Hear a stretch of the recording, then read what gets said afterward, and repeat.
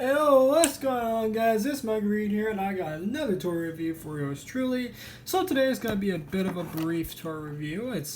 Today we have Beyblade Burst Rise Hypersphere Eclipse Genesis G5, also known as Big Bang Genesis G5. This guy's pretty cool, actually, though he does have some nerfed features, of course, because Hasbro. But anyway, trying to turn the box around. There we go. But on the back of the box here, we have Eclipse Genesis right there. We have all the parts. We have the stats, which again, don't read these because they're pretty much just a bunch of junk on there. Let's get the box out of the way. So inside the box, just like any other standard Rise, single, or not single, but a starter, yeah. You get a launcher and a launcher ripcord, which again I'm not going to show you guys because they're pretty much the exact same. If you want to go see those, go check out, like, for example, my Ace Dragon review, or any of my other Beyblade Rise reviews for that matter. At least my first couple ones anyway. But anyhow, let's get right to the product itself, starting off with the chip. Let's check that out. So here is the chip. This is Genesis G5. Now, as you guys can see, it's basically virtually unchanged from the original, Regalia Genesis. Sorry, I almost forgot the name for a second. So anyway, let me grab the chip off screen here, as I do have the Bay off screen, obviously, because I wouldn't have said that if I didn't have it off screen, but there you go. Here we have Regalia Genesis next to Big Bang Genesis, and again, they look really, really similar. The only difference is obviously the size is slightly bigger, thanks to this little embroidery section.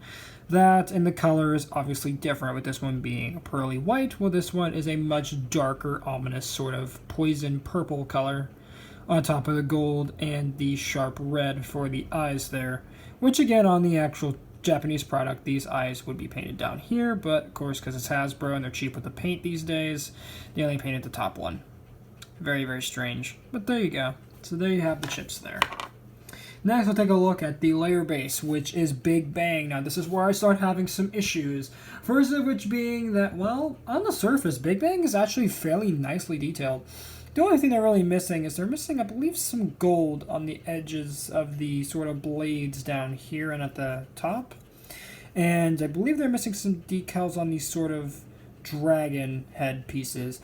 But anyway, the whole gimmick of the Big Bang layer base was that this red section, what was called the Big Bang armor, could actually be removed on the Japanese product. Here, it's actually fixed on.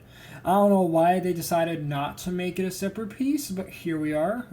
So, and it's kind of silly because if you guys remember, what was its name? Union Achilles. That Beyblade actually surprisingly had its sort of gimmicky part still on there. The Union blades, had actually had those. This one doesn't. What was Hasbro thinking with this? Were they thinking maybe losing the piece, choking hazard? I have no idea, but either way, it's kind of silly that they just completely nerfed the armor and just molded it as one piece. But anyway, underneath, this Beyblade isn't really that much to talk about underneath the armor on the Japanese release anyway. Besides the fact that this also would be metal, but of course, since it's Hasbro, they stripped the metal entirely and it's just painted metal. So, painted a metallic silver color, so quite a shame here on the Big Bang layer base. Kind of on the fence about this one, but from what I've heard, it has decent performance. I haven't actually tried it out yet at the time of this recording, so we'll have to wait and see if it's any good. But anyway, Big Bang layer base, all in all, very, very nice. Now for a quick comparison, here it is next to the Royal, or the Regalia layer base.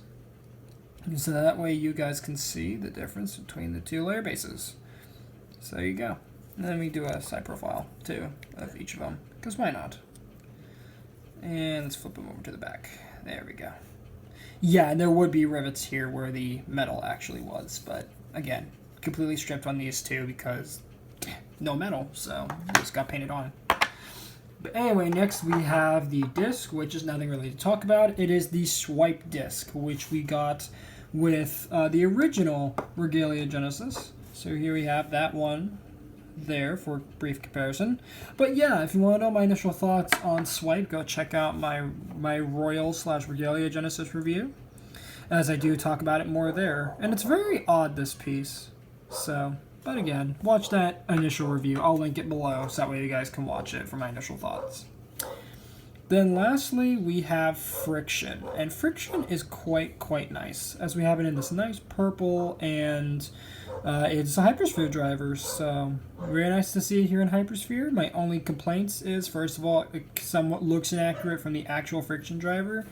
That and this inner part is not POM, and this part does not have rubber on it. As if you guys don't know, Friction's whole gimmick is that when it was tipped over, the rubber would help it, so that way it would prevent it from getting knocked out of the stadium, and it would somewhat, get a chance to sort of roll on that rubber and sort of, rebalance itself back into the middle. But on this one, it doesn't do that. It's just kind of all over the place, from what I've seen anyway, from previous Hypersphere drivers. As not many of the Hypersphere drivers have their own identity per se outside of the designs. They sort of all function the same, which is kind of boring. But anyway, so there we have that. And once you put the whole bay together with the base, the chip, the disc, and the driver, there you have Big Bang Genesis. Now again, very nice looking as all one piece. Again, the red, and the purple, the gold, all of that beautifully culminates together in this very ominous and evil looking design. And it makes sense because this is the main antagonist of the show, so really nice to see. And of course, just like any Beyblade antagonist, he lost hard in the final episode of the... Or was it the final episode? I think it was maybe one of the second to last episodes of the show. Anyway, can't remember at the top of my head right now. So, moving to comparisons. In this case, I only have one comparison, and that is with the original Regalia / Royal Genesis. And again, these two look very nice together.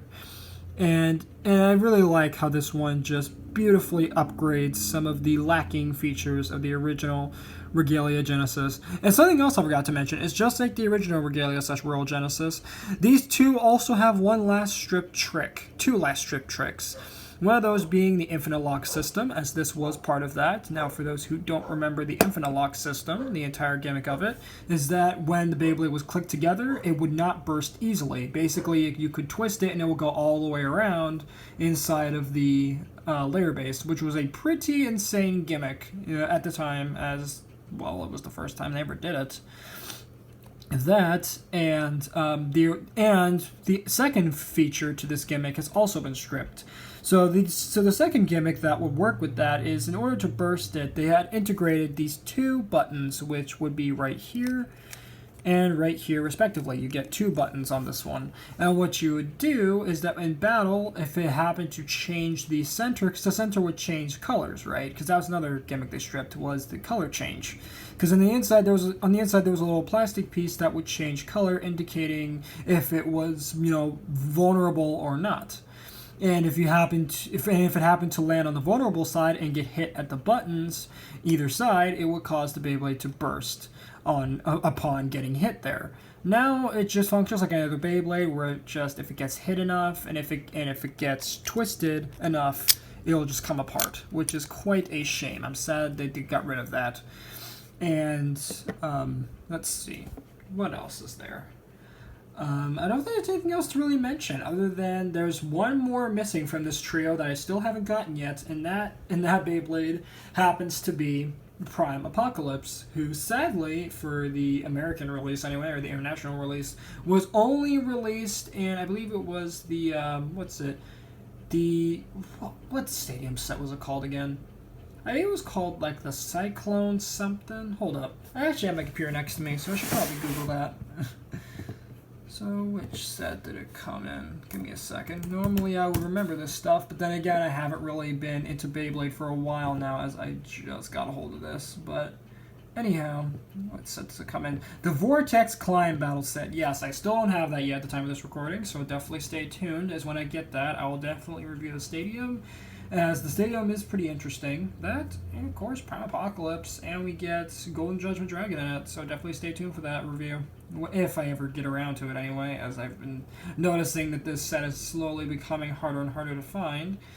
So hopefully our good friends over at Amazon will be keeping those in supply, at least you know, for at least for my sake anyway.